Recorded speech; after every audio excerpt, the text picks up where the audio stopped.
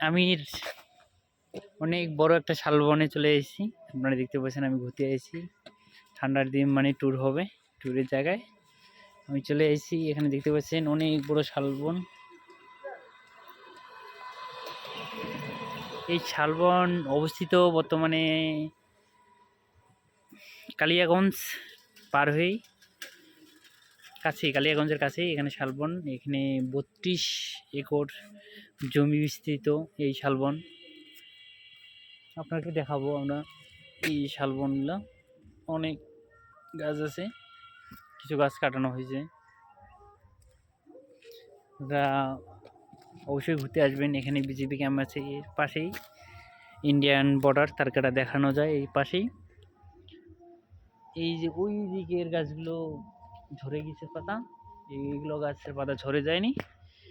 ওই সামনে পিছনের গুলো ঝরে গেছে পাতা শালবনের মধ্যে। জায়গাটায় আসে অনেক সুন্দর লাগলো। যাদের মন খারাপ তারা অবশ্যই ঘুরতে আসবেন, দেখতে আসবেন।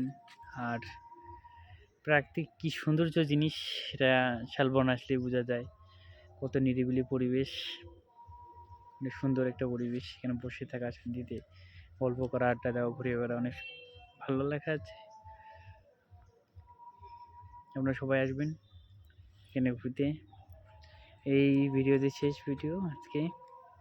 তারপরে দেখাবো আরও নতুন জায়গায় ঘুরতে গেলে তাদের সাথে নিয়ে ঘুরতে যাবো।